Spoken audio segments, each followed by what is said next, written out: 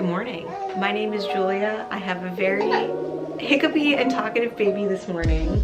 My husband is off to work for the morning, and if we've got a calm baby, we're gonna see if we can get some stuff done. Once again, I have baby laundry to fold. I might try to make some freezer waffles. It's been quite a while since I have had the capacity to do that. And yeah, we'll see what else we get into today. Yesterday, my son had his 2-month doctor's appointment and he got his first round of vaccines. And amazingly, he did really well. I will say he definitely cried bloody murder when they gave him the jabs. He turned beet red, but immediately when it was over, I picked him up and he stopped crying right away. And he honestly was pretty chill all day. He slept a lot, which is great. He's been not so great at sleeping during the daytime the past week or so. If you know anything about babies and sleep, if they don't get enough sleep, they get really cranky. So I've had to deal with really cranky baby in the evening by myself when my husband is at work. And one night last week he cried, screamed for 3.5 hours, and that almost pushed me to my limit. I mean, it's not great in any scenario, but at least when my husband is home, we can sort of tag team. Yeah, but weirdly, I'm gonna tie my hair back. Weirdly, yesterday, he actually gave us like lots of smiles, and now he's super talkative. Like, he's given us little coos and stuff like that, but yeah, since yesterday, like, he woke up, you know, he napped kind of all day, and then when we were having dinner, we put him in his little bouncer chair next to us at the table, and he was just babbling on and on and on and giving us so many smiles. It's just so great. Last week, I was on antibiotics for my 3rd round of mastitis. It is totally cleared up, but I think the antibiotics really messed with his belly. I think he had an upset stomach for like the entire week, and I feel so bad for him. But now I'm done with the antibiotics, and it just sort of coincided with when he got these vaccines, and then he just like got a bunch of sleep, and all of a sudden he is just so smiley and talkative. It is so rewarding. I saw like a reel on Instagram or something, and it was a pediatrician who was asking, like, for first-time parents, is this helpful? But they tell the first-time parents in their practice, the first month is really hard. The second month is harder, and then it gets easier. And that was actually such a relief because, you know, I keep trying to remind myself during the challenging times that this is temporary, this is just a phase, things will change. But, you know, it's really hard when you only feel more sleep deprived than you did before, when his crying is getting harder to console.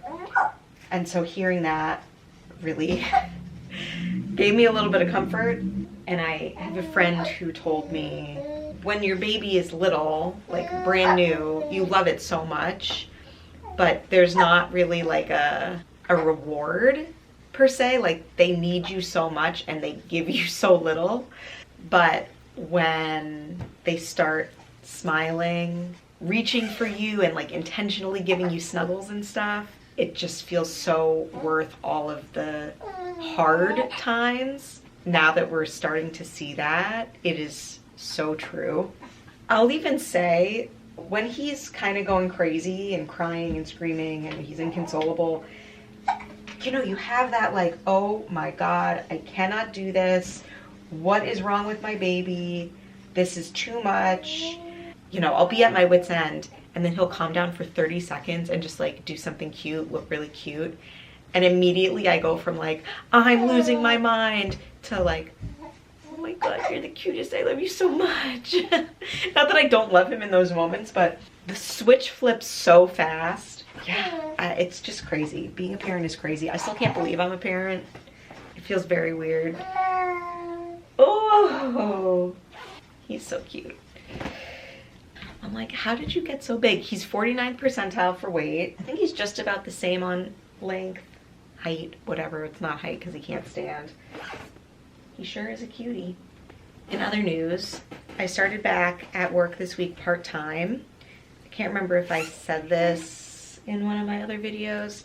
I get 12 weeks of paid time off through my job, full pay. I decided to help sort of stretch my time off.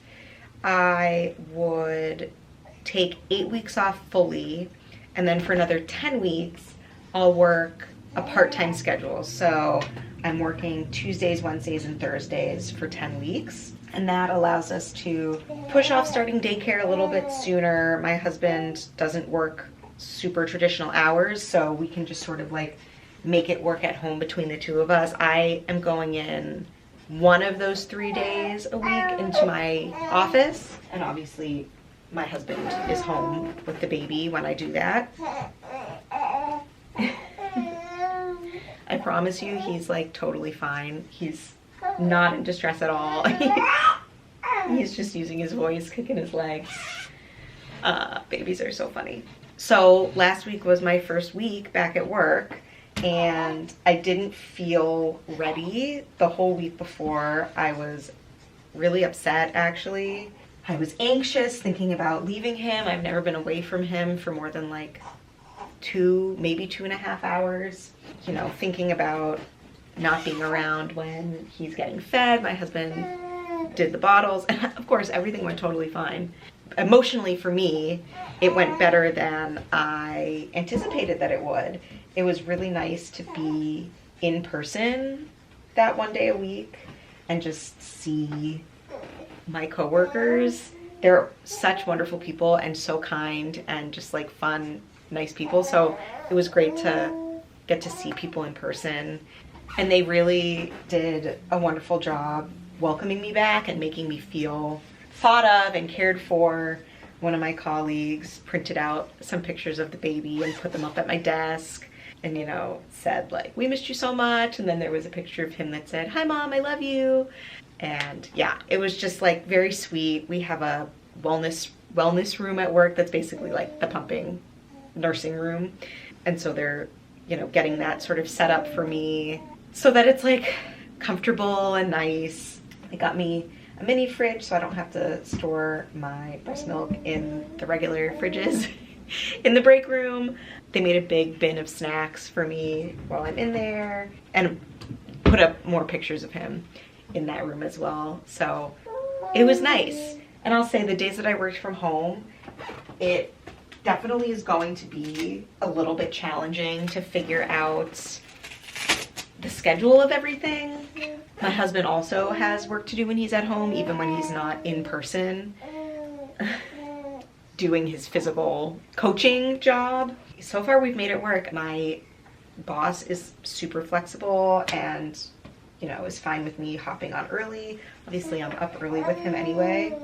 So getting on my computer and cranking out a couple hours of work between 7 and 9 a.m. when most people haven't started, like that's huge. To have the flexibility to just sort of work when it makes sense. And also I was able to wear him in his wrap sling when I had a meeting. He, again, has not been great at sleeping during the day, and he almost always falls asleep when I wear him in the wrap. And so I knew if he didn't sleep, we were gonna have trouble. So I was like, you know what? I'm just gonna wear him on my chest. I tilted my computer screen up, I stood, and I just sort of like rocked him while I had this meeting with my boss. Yeah, it's just wonderful to have supportive colleagues and leadership in the organization that I work. And I feel very lucky because I know that that is not the experience that everyone has. But all in all, it was better than I expected it would be getting back to work. And of course, it's nice, you know, my first few days back, I don't have like major projects and due dates and stuff, so I'm able to just sort of ease back into things, get re-familiar with everything going on. Okay, got all that laundry folded, put away, and we got somebody who's a little bit fussy and I think is ready to take a little nap. So We're all about the contact naps over here. Thought I'd put him in his carrier because like I said, he almost always falls asleep when I wear him in it. I think hopefully we can get him to take a, you know, hour and a half little nappy before he gets hungry again. Let's see what else I can get done. Hey, welcome back to my kitchen. It's been a while since we've been in here. Many moons ago, I was influenced by the internet to buy a mini dash waffle maker. I love it. The only problem is to make a batch of waffles on a 4-inch waffle maker, it takes me literally a full hour. That was already kind of annoying back before I had a baby. Now it's pretty much impossible that I just get an hour where I don't need to use my hands. So I've been thinking for a long time about getting another waffle maker. I was like, do I just get another couple of these? They're like 10 bucks. But for that price, should I just get like a bigger waffle maker? Maybe there's a better waffle maker. Well, I made some decisions. It is a multi-mini waffle maker, still by Dash. It makes 4 waffles at a time. It has these channels on the side to make waffle sticks. It's supposed to be for like the overflow channels, but you can also just like pour batter into there. So now I can make 5 waffles at a time, and that should cut my cook time from 1 hour to 12 minutes. So that just got delivered this morning. I need to give it a little wash and then whip together some waffle batter. Oh my gosh, go to sleep. I have a tried and true recipe that I love that I'm just gonna use today. Maybe in the future I'll experiment with some of the recipes in there because I'm sure there's some fun ones. But just for like plain old waffles, I know what I love and it's easy. So that's what we're gonna do. Let me get this cleaned up, get myself set up, and then I'll be back. Okay, I got that cleaned. It's just drying off a little bit and I have all my ingredients out. I will link the recipe that I use. It's by no means like the best waffle recipe in the world, but I like it and I've always had really good luck with it. I will link that down below. There's a couple changes I'm gonna be making. It calls for butter, melted butter. I prefer to use coconut oil. I actually just think that it gives a better flavor. I've made it both ways and like sometimes I'm like, I'll just use butter today. And it's always better with coconut oil. So that's my recommendation. The other thing I don't have is milk. Normally I use almond milk or soy milk. We have no milk in the house, but I do have half and half that my husband uses for his coffee. So I'm just gonna be doing some half and half diluted with water instead of milk or non-dairy milk. Other than that, I've got flour, sugar, salt, baking powder, 2 eggs, vanilla. This is another thing that I love, my homemade vanilla. I'm almost out, and this probably should have been like a postpartum maternity leave project to have some more brewing, just like steeping, because I have not been doing much baking or cooking literally at all. I've probably cooked like 2 meals in 2 months, but I did not. So maybe I need to just add it to my list to get more vanilla beans and some vodka, and that's all it is. Anyway, I'm gonna throw this batter together and we'll get it whipped up. The other thing I'll say, the recipe says to mix your dry ingredients separately, mix together with wet ingredients, add them. I do it all in the same bowl. I have never had a problem. Up to you, do whatever you want to do.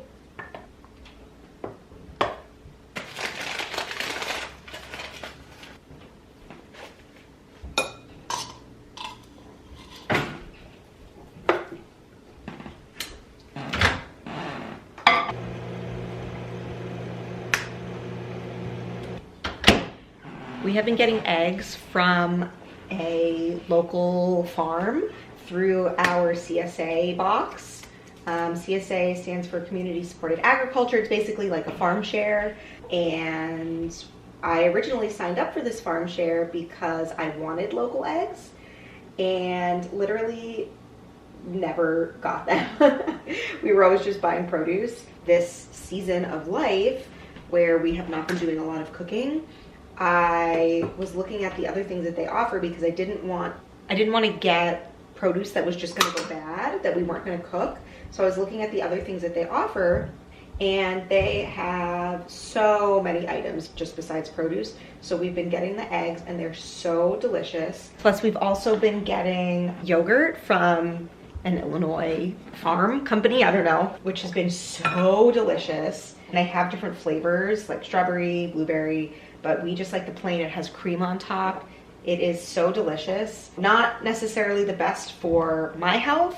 If you've watched my cooking videos before, you probably know that I have some like hereditary high cholesterol issues and stuff like that. And so generally in my life, I try to minimize my intake of animal products, and that really does help manage those issues for me. In pregnancy and postpartum, I have been quite a bit more lenient than I normally am. I'm just giving myself that grace for now. I know one day I'll sort of get back on it, but for now, I'm kind of just doing what feels right for my body. So I need 1.5 cups of milk, so I think I'm gonna add about 1 cup of 50/50, and the rest is water. To make whole milk, I looked up a conversion online. They say 3/4 to 1/4, 50/50 to water. I don't really care if it's like whole milk, it can be a little thinner than that. I'm gonna get this mixed together and tidied up a little bit around here. And once things are tidied, I will plug in my waffle makers and we'll get cooking.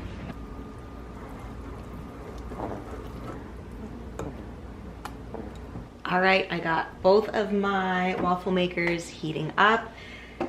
I've never used the big one, so I don't know if it's actually gonna cook at the same speed as the single one, but it doesn't really make a difference because no matter what, it's going to be tremendously faster than when I had to make them one at a time. The one thing that I will also do is grab out a cooling rack. I'm probably gonna have a couple of these right now, but I enjoy stashing them in my freezer and then having them like Eggo waffles. Super convenient to just like heat up for a little snack. It's still waffles, it's not like a health food, but I like it, and I think it's probably better for me than Eggo waffles, like actual Eggo waffles, so who cares? Let me get out my cooling rack. I've also found in my time doing this that each waffle is about 1/4 cup full, so that's how I'm gonna scoop these. It looks like my single waffle maker has preheated already, so I'm gonna get started. And in that time, my other one has preheated as well. So let's get rolling.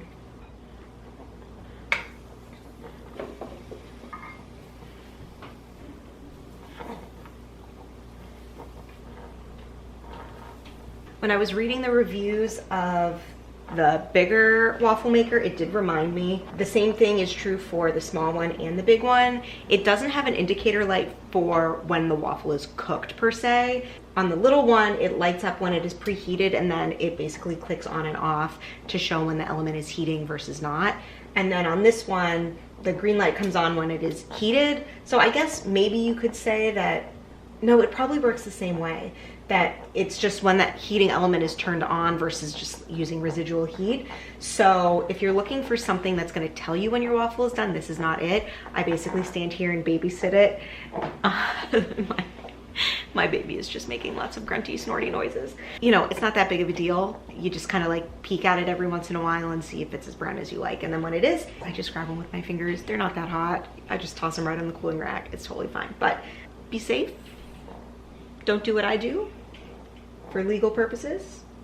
Oh man, I should have timed exactly how long it takes me to make this batch, because I'm not kidding when I say that it used to take me an hour. When I was pregnant, my husband would come out and see some mornings like I'd already be awake, and I would be sitting on a chair right here because I just like couldn't stand for that long when I was pregnant. It was super uncomfortable. He just thought it was hilarious, and I'm like, I wasn't doing it because I wanted to sit. I was doing it because I wanted waffles, and it was the only way that I could actually bear to do it. So now this should go a whole lot faster. Right now it is 8:52, so I probably got this started around 8:50, just before then. So we'll see how long it takes to get through one whole batch of this batter. And the great news is, if this works really well, which I'm assuming it will, then I can start making a double batch and freezing even more. They go pretty fast. I mean, I only eat like 2 usually at a time, maybe 3 if I'm having it more for like a lunchy meal with something heartier like peanut butter and chia seeds and stuff like that. I would love to build more of a freezer store. The one thing that stinks is living in this condo, I don't have room for like a deep freezer. One day, I know I will get there. We'll do just another minute on that. This one looks pretty good. So, you know, I can't do like major freezer meal kind of storage right now, especially, I mean, it doesn't take up that much space, but I'm also starting to store some more breast milk in my freezer. So I just need to have enough room that that can be stored properly and safely and all that. Oh, these look great. When I was pregnant, I had a big long list of things that I wanted to prep in the freezer for postpartum. I knew that it was going to be really hard to cook. I have barely cooked any meals in the entire 8 weeks that I have been postpartum. As it turns out, I did not get any of that freezer prep done. I was planning on doing a lot of it over sort of winter break. My office is closed the entire week between Christmas and New Year's, and I thought that I would get more of it done at that time, but I didn't. I spent a lot of that time just relaxing, because if you watched my last video, pregnancy was hard for me. So I spent a lot of time just like resting, relaxing. So this is what came out of the first batch. This is the one from the single maker. These are from the multi. I mean, they look essentially exactly the same. These ones I just put maybe a little less batter in, but that literally does not make a difference. So yeah, I had this big long list. I wanted to make freezer waffles. I wanted to make some meals, make soup and freeze soup in like, not individual sizes, but like enough for, you know, a meal for me and my husband. I wanted to make some, you know, baked ziti or like some sort of baked pasta dish that I could put in the freezer. I make a sort of stuffed pepper. It's like stuffed peppers, but it's just in a casserole, because I think the worst part of stuffed peppers is the peppers, because they're just like plain and unseasoned. So I just kind of like mix all the ingredients together and bake it in a casserole dish instead. Yeah, I had like a big long list of all these things that I wanted to get done, and I just didn't. I thought that I was gonna have another week or 2 of being pregnant, so even though my winter break was gonna be over, I thought that I would have the opportunity to maybe throw some of that stuff together before the baby came. But again, if you've seen my last couple of videos, this baby came in December. He did not wait until January when he was due. So I entered my postpartum period with nothing in the fridge and freezer. Luckily, we had just gotten some groceries literally that day before. Also kind of crazy, I had just taken down the Christmas decorations the day before. We had a, you know, like pregnancy labor class that we were doing online. We just finished that the night before.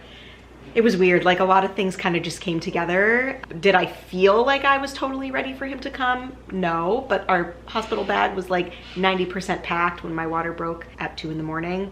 The first thing that I did was like, the first thing I did was call the midwife, asked if I needed to come in right away or not. And then once she said that I could stay home and labor at home for a little bit, I made a list in my phone of all the last minute things that we needed to throw into the hospital bag. So make sure we had the phone chargers, make sure we had, I don't even remember what else was on that list, but the to-dos of like turn down the heat before we left, because I knew we'd be gone for a couple of days. We had gotten some meat at the grocery store the day before, so like throw the meat in the freezer, because we're obviously not going to be cooking it right away. It was unexpected that he was going to come so early, because, you know, anything is possible, but they always say first babies tend to come after 40 weeks. 40 weeks and a couple of days is the average. And I definitely was not expecting to go into labor almost 2 weeks early. And it's totally fine. Like it was not like traumatic experience. It was not, you know, any sort of medical emergency. My water broke and we went to the hospital. Like that's how it happened. My water broke without any contractions beforehand. Not super common, but it happens. It's, you know, they always say like, it's not like how it happens in the movies. It's very rare that you're just like out at the mall and your water breaks in the middle of Macy's or whatever. But that is essentially what happened to me, except that I was home and it was 2 in the morning. The time is 8:59 right now, so I've been at this for just about 10 minutes and I have my last waffles cooking right now. This is incredible. Like, this is actually life-changing for me, especially now that I've got this little one that is so time intensive for me, knowing that I can get something like this done in minutes. And especially if I can like baby wear him when he's napping, something like that, it makes such a difference in my life. So now I know that if I wanted to do a double batch, it would only take me about 20 minutes to cook them all. They're good. They do taste a little different than normal because I used real milk, half and half plus water, instead of almond milk or oat milk or soy milk, whatever. So let me count. 1, 2, 4, 5, 6, 7, 8, 9, 10, 11, 12, 13. Yep, and that actually adds up. Now that I'm thinking back to this, I always get 13 out of this recipe. So that means I only had to run these 2.5 times to make 13. Let that one go for another couple minutes.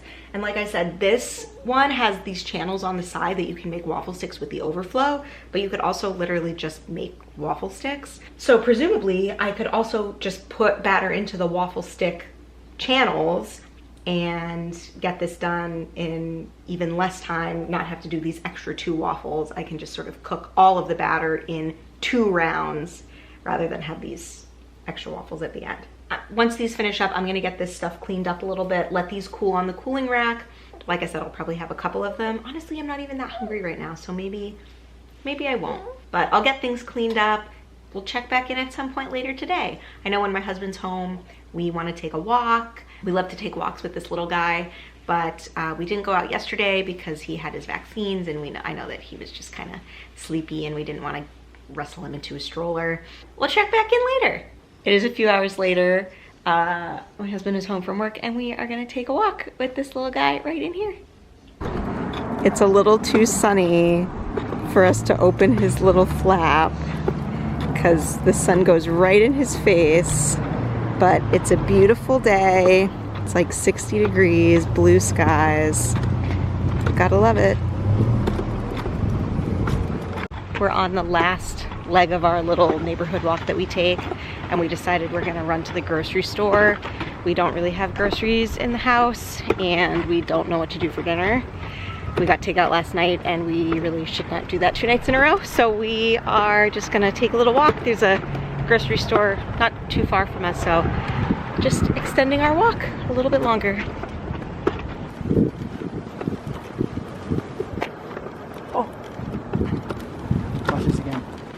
We just spent most of the afternoon into the evening hanging out in bed.